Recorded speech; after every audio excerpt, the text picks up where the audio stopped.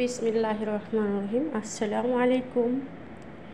Hello everyone, কী অবস্থা? সবাই কেমন আছো?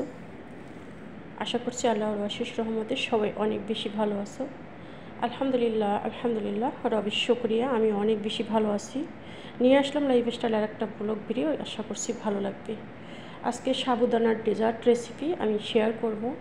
প্রথমবার বানিয়েছি, আলহামদুলিল্লাহ একদম সাকসেসফুল হয়েছি। সাবুদানা, আম আর আনারের কিছু অংশ আছে।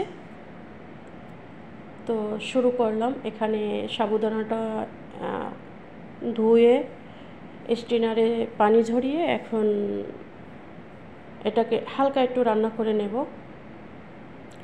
দেখতে থাকো, দেখতে দেখতে ভালোবাসা এবং ভালো লাগা হয়ে যাবে। সবাইকে একটা কথাই বলবো, প্লিজ সবাই ভিডিওটা লাইক দিয়ে দেখার সুযোগ শুরু করবা। লাইকটা আসলে চাওয়া হয় না, অনেকেই আমরা ভুলে যাই লাইকটা দিতে, যার জন্যই আমার বলা। আমার সাবুদানাটা কিন্তু হয়ে গেছে, নামিয়ে নিছি।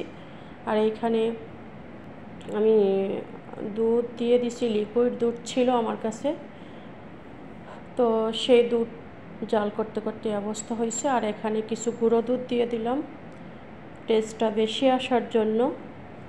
তো দিয়ে এটাকে নাড়াচাড়া করে নিচ্ছি। আসলে খেয়াল করিনি যে পুরোটা দেখা যায়নি, অর্ধেকটা দেখা গেছে। যাই হোক, সব কিছু মিলিয়ে আসলে একা হাতে সব কিছু করলে যা হয়, সমস্ত এডিটিং ভিডিও, তারপরে যাবতীয় সব কিছু। এই যে আমার সাবুদানাটা ধোয়ার পরে এই তো এখন দিয়ে দিলাম আমি দুধের ভিতরে।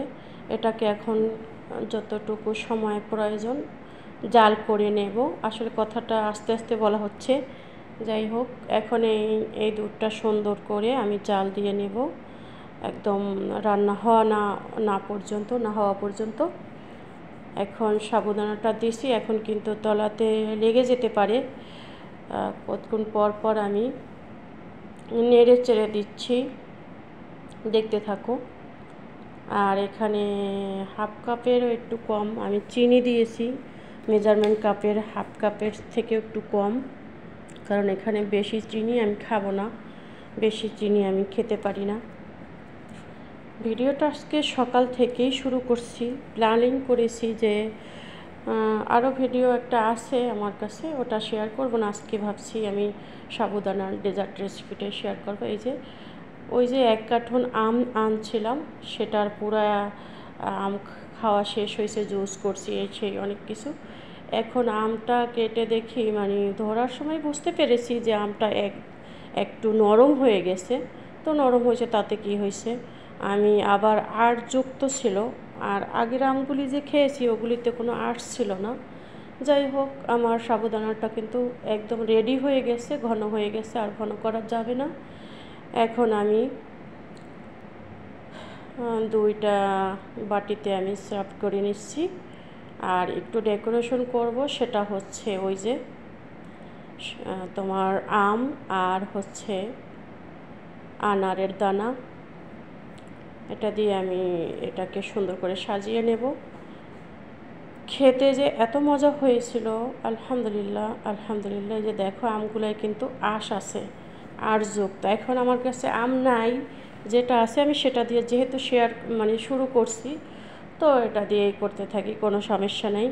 আনারটা দেওয়াটা সমস্যা নেই, আমি দিয়েছি দেখার জন্য সুন্দর, এই জন্য আনারটা দিয়েছি। আনারটা না দিলেও কোনো সমস্যা নেই, অনেক সুন্দর হয় আম আর সাবুদানা দুধের এই ডেজার্টটা।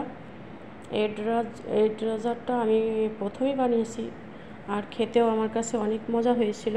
চাইলে ট্রাই করে দেখতে পারো, খেতে হবে অনেক অনেক মজা। এই গরমে যদি ফ্রিজ থেকে বের করে এটা খাওয়া যায়, একদম মন প্রাণ কলিজা সব ঠান্ডা হয়ে যাবে। আর এত মজার হয়েছিল, আলহামদুলিল্লাহ। তোমরা চাইলে ট্রাই করে দেখতে পারো এরকম একটা ডেজার্ট রেসিপি। আসলে সবসময় করা হয় না, টাইম পাওয়া যায় না, সব কিছু একা হাতে করতে হচ্ছে। যাই হোক, তারপরও তো সবাইকে সময় দেওয়া লাগে, কি করব, কিছু তো করার নাই আমাদের, তাই না? এই তো আমি সুন্দর করে আনার দিয়ে সুন্দর করে সাজিয়ে নিচ্ছি। দেখতে থাকো, ভালো লেগে যেতে পারে। ভালো লাগলে লাইক, কমেন্ট এবং সাবস্ক্রাইব করে চ্যানেলের সাথেই থেকে যেতে পারো। অবশ্যই ভালো লাগে আমার বন্ধুরা যেই সুন্দর সুন্দর কমেন্টস করে, শুনে আমার তো অনেক দেখে অনেক অনেক ভালো লাগে। কমেন্টগুলি পড়ি এবং রিপ্লাই দেওয়ারও চেষ্টা করি যতটুকু সম্ভব। এই তো একে একে আমি দুইটা বাটি, আরও আছে, আর একটা বাটি হবে না পুরা, যার জন্য আর একটা বাটি আর করিনি আমি। এই যে সাজানো গোছানো শেষ। দেখো কত সুন্দর একটা কালার আসছে, আলহামদুলিল্লাহ। অনেক ভালো লেগেছে আমার কাছে। তোমাদের কাছে কেমন লেগেছে চাইলে কমেন্টস করে জানাতে পারো।